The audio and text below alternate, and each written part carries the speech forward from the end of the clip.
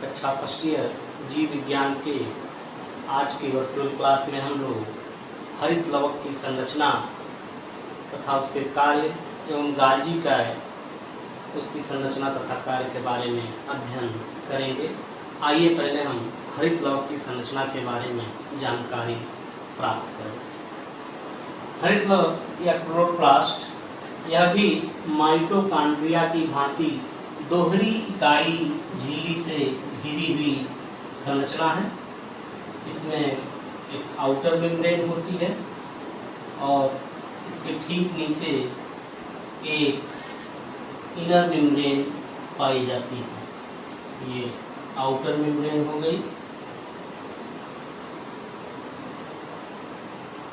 इसके ठीक नीचे इनर मेम्ब्रेन हो गई। दोनों मेम्ब्रेनों की संरचना इकाई झिल्ली संरचना के समान होती है। इन दोनों मेम्ब्रेन्स के बीच में ये जो स्थान है, खाली स्थान, इसे हम पेरीप्लास्टिडल स्पेस कहते हैं। यह लगभग 100 से लेकर 300 एंगस्ट्रॉम का होता है और यहाँ हर जगह इसका जो गैप है वह समान रहता है। जो इनर मेम्ब्रेन अंदर की ओर आधारभूत पदार्थ को जो घेरे रहती है, इसे हम पीठिका या स्ट्रोमा कहते हैं। स्ट्रोमा में एक सर्कुलर डीएनए के रूप में क्लोरोप्लास्ट डीएनए पाया जाता है। इसमें फ्री राइबोसोम भी उपस्थित होता है जो 70S टाइप का राइबोसोम है। इसकी पीठिका में थाइलेकॉइड झिल्ली की बनी हुई सिक्के के ढेर के समान संरचनाएं पाई जाती हैं। इसमें एक ये जो सिक्के के ढेर के समान संरचना, इसको ग्रेना कहते हैं। इसमें 10 से लेकर 100 तक थाइलेकॉइड मेम्ब्रेन्स होते हैं। एक हरित लवक में ग्रेना की संख्या 20 से लेकर 40 तक हो सकती है। ग्रेना हो गया। आसपास के ग्रेना आपस में स्ट्रोमा लैमेली के द्वारा जुड़े रहते हैं। तो ये ग्रेना हो गया और इनको जोड़ने वाला ये स्ट्रोमा लैमेली, इसको हम फ्रेट के नाम से भी जानते हैं। तो ये क्लोरोप्लास्ट का एलएस है, लॉन्गिट्यूडिनल सेक्शन है, जिसमें आप देख रहे हैं यह दोहरी इकाई झिल्ली से बना है। दोनों झिल्लियों के बीच 100 से 300 एंगस्ट्रॉम का पेरीप्लास्टिडल स्पेस है। इनर मेम्ब्रेन स्ट्रोमा को चारों ओर से घेरे रहती है। स्ट्रोमा में मुख्य रूप से ग्रेना, क्लोरोप्लास्ट डीएनए, राइबोसोम पाया जाता है। तो यह इसकी संरचना हो गई। इसके एक थाइलेकॉइड झिल्ली की अगर हम संरचना देखें तो वह इस प्रकार से होती है। इसमें बाहर तथा भीतर की ओर प्रोटीन की परत पाई जाती है। ये आउटर हो गई, ये इनर हो गई।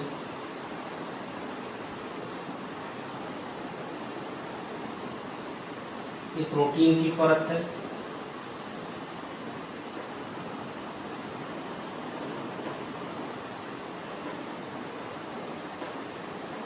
बीच में लिपिड की द्वि आणविक परत होती है। ये फास्फो लिपिड है।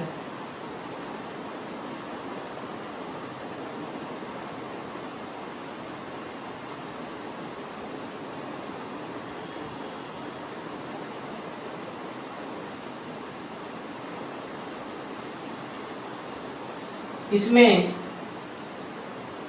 क्लोरोफिल के भी अणु उपस्थित होते हैं थाइलेकोइड झिल्लियों में। ये क्लोरोफिल के अणु हैं। क्लोरोफिल के अणु के दो सिरे होते हैं। जो बाहरी और भीतरी प्रोटीन परत की ओर का सिरा होता है वह इसका पोरफायरिन वाला सिरा होता है, जो हाइड्रोफिलिक होता है, जलरागी होता है। जबकि इसका पूंछ वाला सिरा, जो फाइटल टेल वाला सिरा है, वह हाइड्रोफोबिक होता है। इसमें बीच बीच में कैरोटीनॉइड पिगमेंट्स भी पाए जाते हैं, जो सहायक पिगमेंट्स हैं, प्रकाश संश्लेषी सहायक पिगमेंट्स हैं, कैरोटीनॉइड्स। तो यह एक थाइलेकोइड झिल्ली की संरचना हो गई।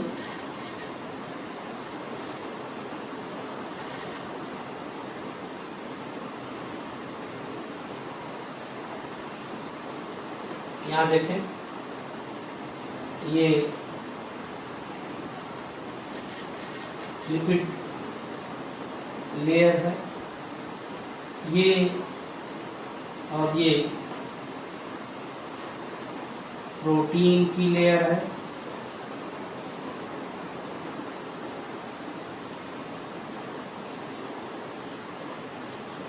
ये आपका क्लोरोफिल मॉलिक्यूल है।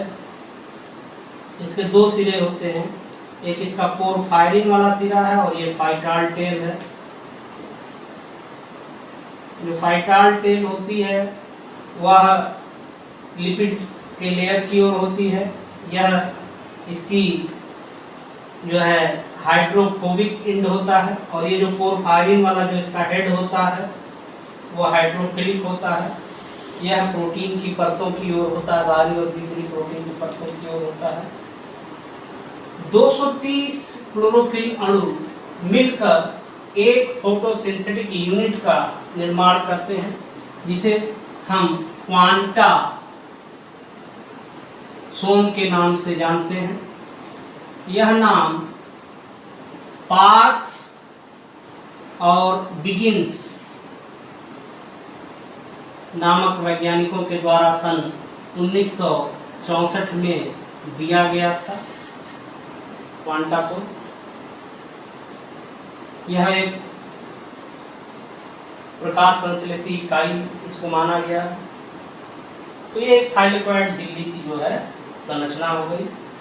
ये क्लोरोफिल अणुओं के बीच बीच में यहाँ पर कैरोटीनॉइड्स एक्सेसरी पिगमेंट्स के रूप में पाए जाते हैं। आइए अब हरित लवक की रासायनिक संरचना को हम देखें, इसमें क्या क्या होता है। तो इसको देखें, रासायनिक संरचना इसके मैट्रिक्स की।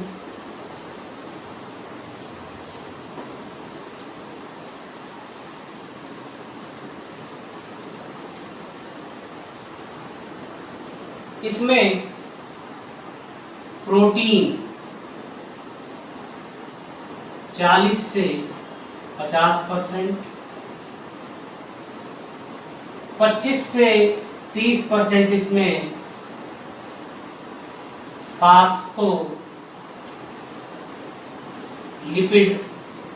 होता है। इसमें क्लोरोफिल जो है 8 से 10% होता है। इसमें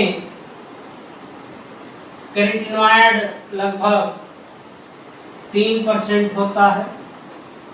इसमें आरएनए लगभग 5% पाया जाता है। साथ ही साथ इसमें डीएनए ट्रेस अमाउंट में, साथ ही साथ कुछ एंजाइम्स भी ट्रेस अमाउंट में, और आयरन, कॉपर, मैग्नीशियम, मैग्नी तथा जिंक मेटल आयंस भी ट्रेस अमाउंट में पाए जाते हैं। तो ये हरित लवक के स्ट्रोमा का जो है रासायनिक विश्लेषण है कि प्रोटीन 50% के करीब, फास्फोलिपिड 25 से 30%, क्लोरोप्लास्ट 8 से 10%, बैक्टीरिया लगभग 3%, आरएनए 5%, बाकी ये जो चीज़ें सूक्ष्म मात्रा में पाई जाती हैं। तो ये हरित लवक की संरचना थी। अब हरित लवक के कार्य देखें।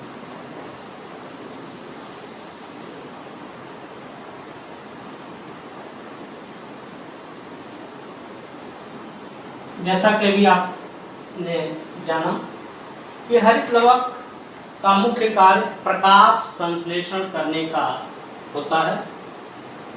प्रकाश संश्लेषण हरे पौधों में पाए जाने वाली वह क्रिया है जिसके द्वारा सूर्य के प्रकाश की उपस्थिति में हरे पौधे वातावरण से कार्बन डाइऑक्साइड और जड़ों द्वारा जो अवशोषित जल है उसकी सहायता से अपने लिए भोजन बनाने का काम करते हैं। प्रकाश संश्लेषण का जो सूत्र होता है वो 6CO2 प्लस 24H2O, सूर्य का प्रकाश होगा, क्लोरोफिल होगा पत्तियों में, और यहाँ पर ग्लूकोज बनता है। 6 अणु ऑक्सीजन के मुक्त भी होते हैं और 18 अणु पानी के यहाँ निकलते हैं। इस क्रिया को हम प्रकाश संश्लेषण कहते हैं, जो हरित लवक का प्रमुख कार्य है। प्रकाश संश्लेषण में 2 पद होते हैं। पहला पद होता है प्रकाशिक प्रक्रिया, इसे हम हिल अभिक्रिया के नाम से भी जानते हैं, हिल रिएक्शन। इसमें सूर्य की विकिरण ऊर्जा को 18 ATP तथा 12 NADPH2 अणुओं में संचित कर लिया जाता है।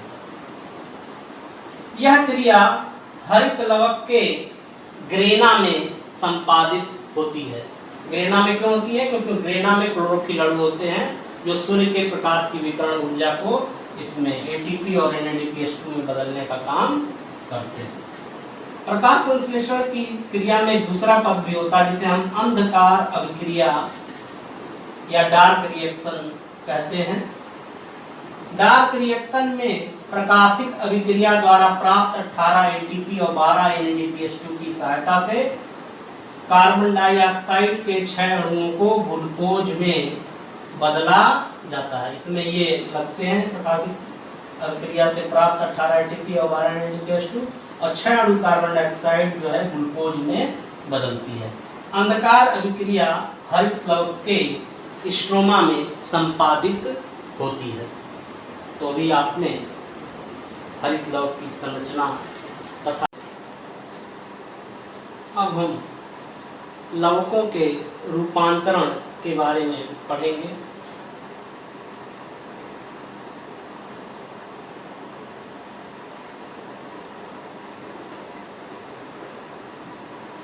जैसा कि आप जानते हैं लवक 3 प्रकार के होते हैं, वर्णी लवक, अवर्णी लवक और हरित लवक। वर्णी लवकों को हम क्रोमोप्लास्ट, हरित लवकों को हम क्लोरोप्लास्ट तथा अवर्णी लवकों को हम ल्यूकोप्लास्ट कहते हैं। ये जो लवकों के तीनों रूप हैं ये आपस में इंटरचेंजेबल होते हैं। जैसे हरित लवक क्रोमोप्लास्ट में बदल सकता है और उसी प्रकार से क्रोमोप्लास्ट ल्यूकोप्लास्ट में बदल सकता है और ल्यूकोप्लास्ट भी क्लोरोप्लास्ट में बदल सकता है। ये सभी आपस में रूपांतरित होते रहते हैं आवश्यकता अनुसार।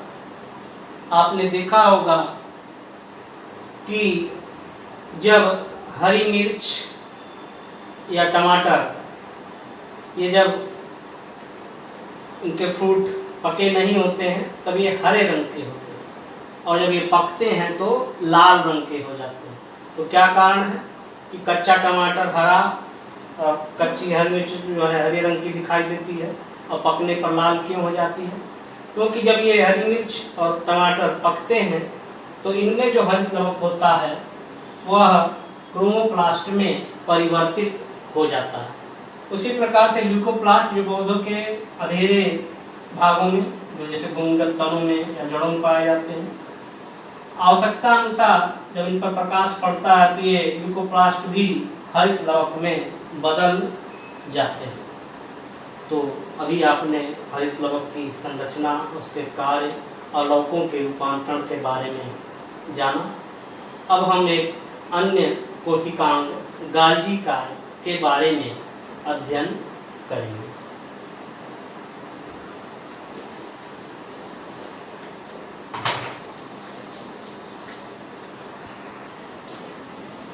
गाल्जी कार्य की खोज सन 1898 में कैमिलो गोल्गी नामक वैज्ञानिक ने की थी और अपने ही नाम पर उसने इस कोशिकाओं का नाम गाल्जी कार्य रखा था। इसे हम गाल्गी सोम या गाल्गी एपरेटस के नाम से भी, गाल्जी कार्य उपकरण के नाम से भी जानते हैं। लोअर इनवर्टिब्रेट्स, निम्न श्रेणी के अकशेरुक जंतु और पौधों में गाल्जी कार्य का आकार जंतु कोशिका में पाए जाने वाले गाल्जी कार्य से छोटा होता है।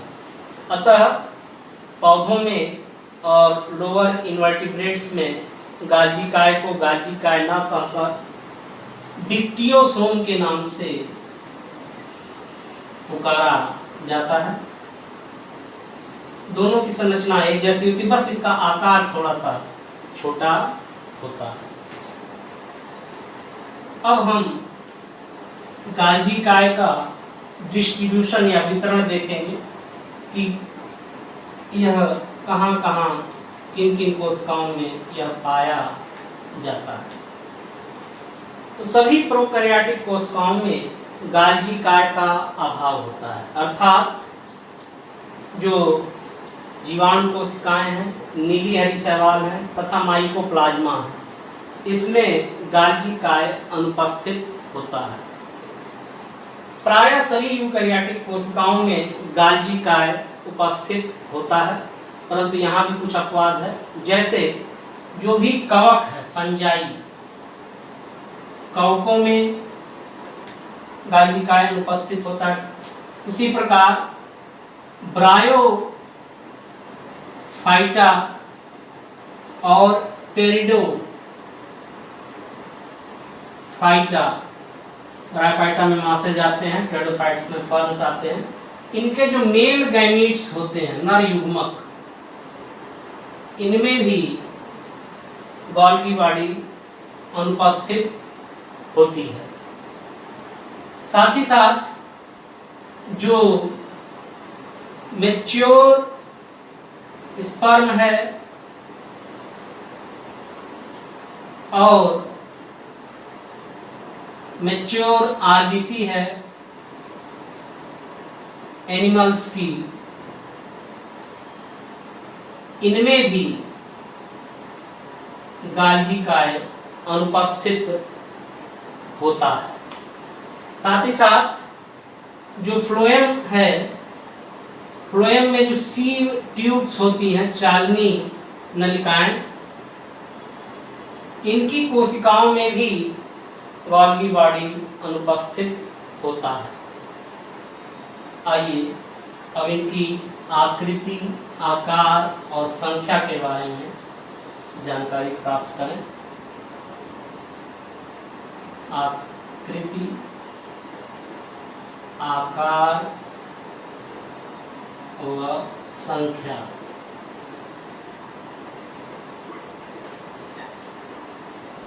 इसकी आकृति अलग अलग कोशिकाओं में अलग अलग होती है, कोई निश्चित रूप देखने को नहीं मिलता। तो आकृति के हिसाब से ये पॉलीमार्फिक होती है, बहुरूपी पॉलीमार्फिक होती है। जहां तक इसके आकार का बात है तो इसका जो लेंथ है 1 से 3 माइक्रोन इसका लेंथ होता है, और इसकी जो ऊंचाई होती है करीब 0.5 माइक्रोन ये लेंथ है, और ये इसकी हाइट होती है। जहां तक संख्या की बात है तो शैवालों की कोशिकाओं में इनकी संख्या 1 होती है, और जो उच्च पौधे की जो सामान्य कोशिकाएं होती हैं उनमें इनकी संख्या 25,000 तक हो सकती है। तो आपने इसका रेंज देखा संख्या का कि प्रति कोशिका कितना गोल्गी बॉडी होता है, तो 1 से लेके 25,000 तक इनकी संख्या हो सकती है। आइए अब गाल्गी काय की संरचना के बारे में जानकारी प्राप्त करें। इसकी संरचना हम देखें। गाल्गी काय की जो संरचना होती है इसमें 3 मुख्य भाग होते हैं। सिस्टर्नी,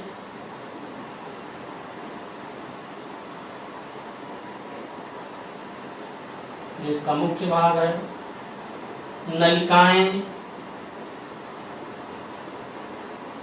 ट्यूब्यूल्स और पुटिकाएं, जिन्हें हम वेस्किल्स कहते हैं।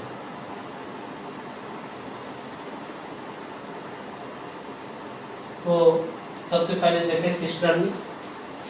जो सिस्टर्नी होती है ये नलिका का संरचना होती है,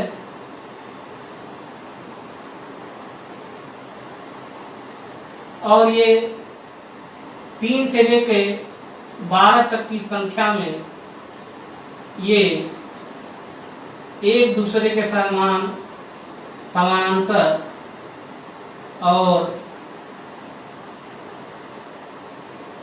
वक्रित रूप में ये पाई जाती है।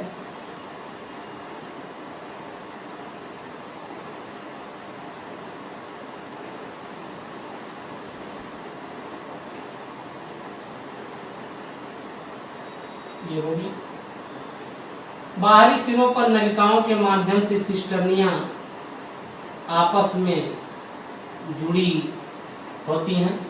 और यहाँ पे आपने 2 स्ट्रक्चर देखा, ये जो 3 से लेकर 12 तक एक दूसरे के समानांतर ये जो हम हंसियाकार संरचना है नलिका का, ये नलिका होती है, इसे हम सिस्टर्नी कहते हैं।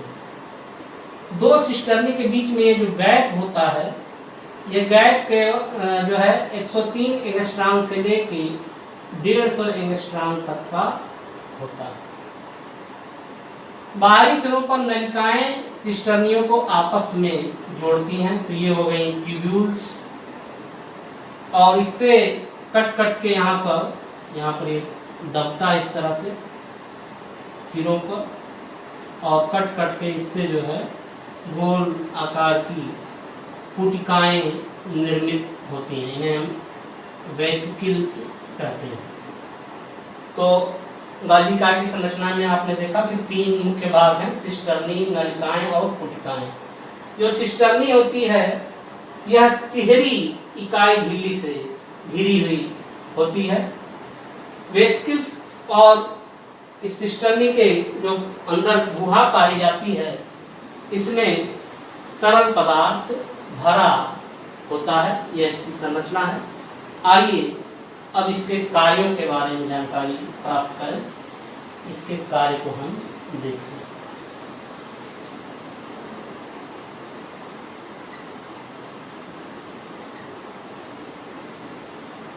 गाल्गी काय का प्रमुख कार्य कार्बोहाइड्रेट का संश्लेषण,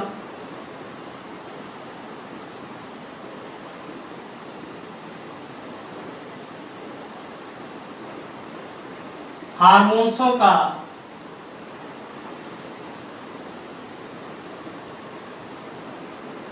संश्लेषण, विभिन्न पदार्थों का संग्रह,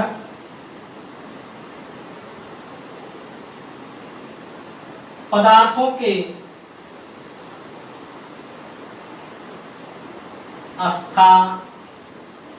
स्थानांतरण में सहायता देना, कोशिका भित्ति के निर्माण में सहायता देना, सेल प्लेट, कोशिका भित्ति का निर्माण से पहले सेल प्लेट बनता है, तो ये सेल प्लेट को जो है बनाता है। कोशिका पट्टिका के निर्माण में सहायता देना, लाइसोसोम का निर्माण करना आदि इसके प्रमुख कार्य होते हैं। इसके विभिन्न पदार्थों के स्थानांतरण के नियंत्रण करता है, अतः इसको हम कोशिका का ट्रैफिक पुलिस भी कहते हैं। कोशिका का ट्रैफिक पुलिस इसको कहा जाता है। यह पेक्टिन के संश्लेषण में भी भाग लेता है, तो पेक्टिन का संश्लेषण करना, ये इसके प्रमुख कार्य हैं। तो आज आपने जो है हरित लवक की संरचना, उसके कार्यों को जाना। उसके बाद आपने गाल्जी काय की संरचना और कार्यों के बारे में जाना।